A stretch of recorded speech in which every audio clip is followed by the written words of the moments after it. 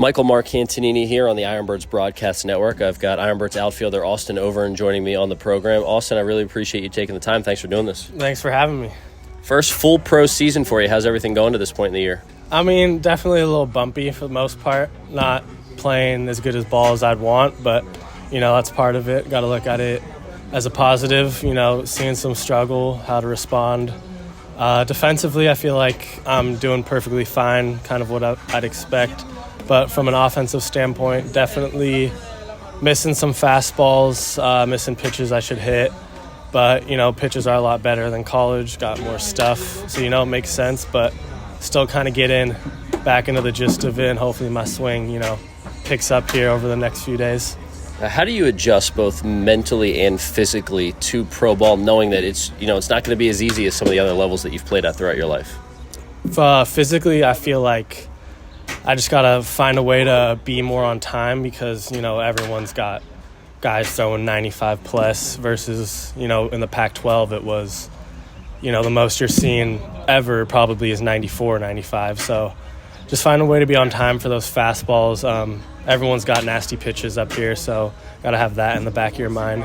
So just focusing more on timing, I feel like, is more of a physical thing. And then on the mental side, just knowing you're going to struggle. Everyone I've talked to has said they've struggled in high A and for a few months at some points. I remember talking to Enrique Bradfield. He was saying you could have 3 bad months, and if you do great for the rest of the season, you're going to end up doing well. So just kind of having a mindset that I know things are going to end up all right and to just keep on going.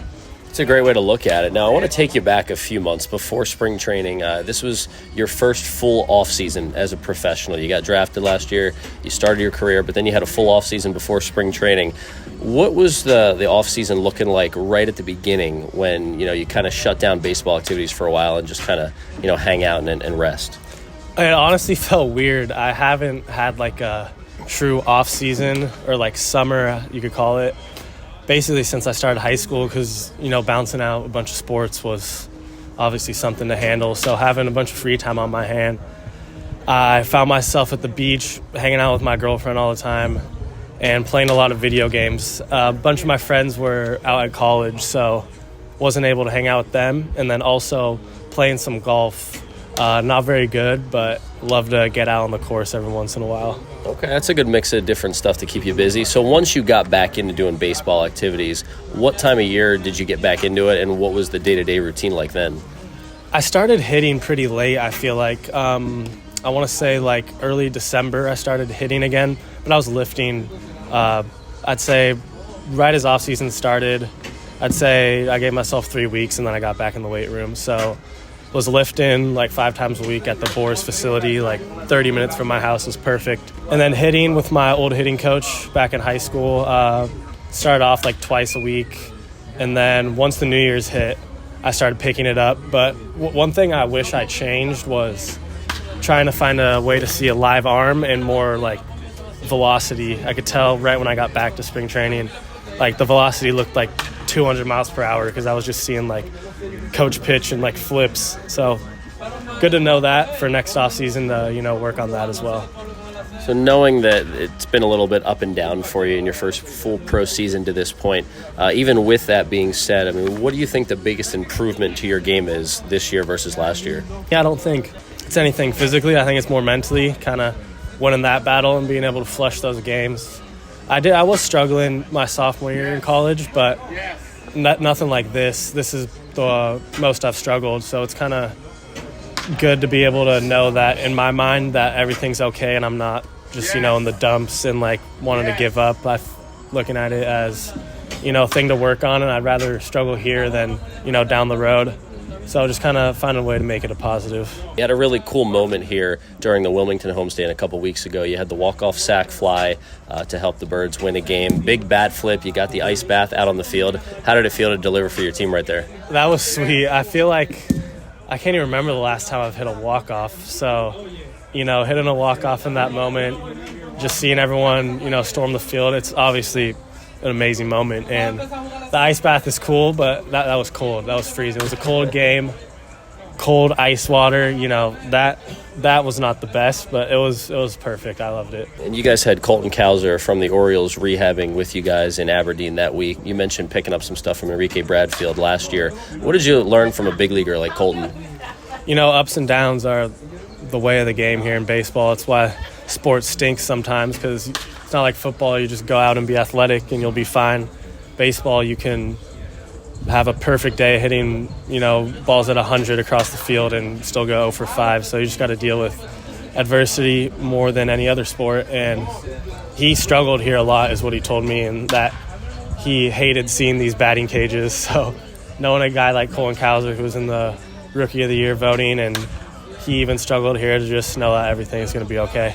Clemmy hangs the leg, 3-2, driven to deep right field. This one's way up there, and when it lands, it'll land over the wall. Fire me up, Austin Overn, a go-ahead 2-run home run in the bottom of the 4th, and the Birds have their first lead of the game.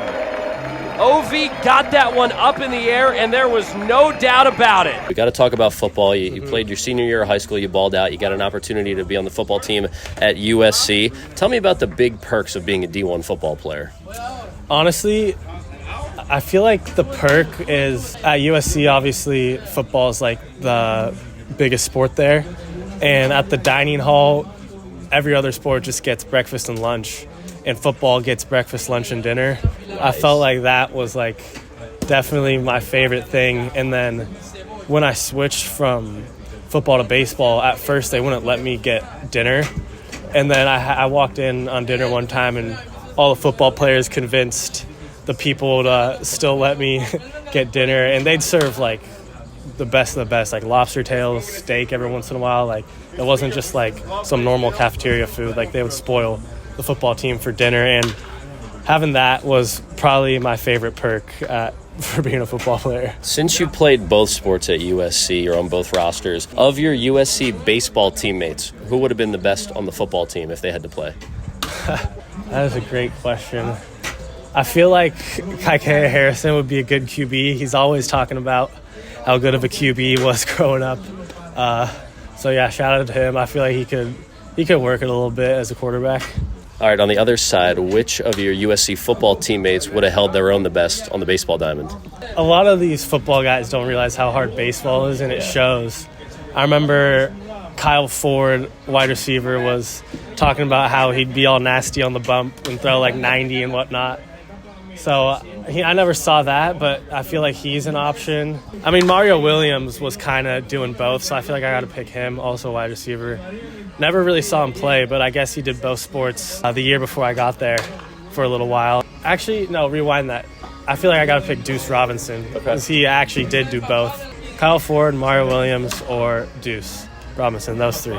Talking to IronBirds outfielder Austin Overn. A few more for you here, Austin. I know you got to catch passes from Caleb Williams, #1 pick to the Bears, absolute stud, Heisman while he was in college. What was it like catching the ball out of his hand? It's honestly special. Like I tell my friends at home, like I feel like he doesn't even flash his arm in game as well as he can, because in practice, like we're just kind of goofing around and he'll on the run like sling it 60 yards and it'd be a perfect pass, and it really just doesn't make any sense. And he can't even really throw it as hard as he can because people can't catch it. There's no point in him doing that because it's literally impossible to catch. So just being able to witness that and just his elusiveness is ridiculous. Obviously in college it was a little bit better just because the talent-wise is different than the NFL, but seeing that firsthand was just awesome. If you could catch passes from any other NFL quarterback besides Caleb Williams, who would you pick? Aaron Rodgers. I grew up watching the Packers a lot. Loved watching him. I feel like he's got to be one of the greatest to do it for sure. Just smooth, accurate, not very agile, but finds a way to, scramble a little bit, can throw on the run. So, yeah, I would definitely love to catch some from Aaron Rodgers. All right, Austin, we're going to wrap up this interview with a teammate question round. We're talking IronBirds teammates right here. First one, which of your IronBirds teammates would do best on the TV show Survivor?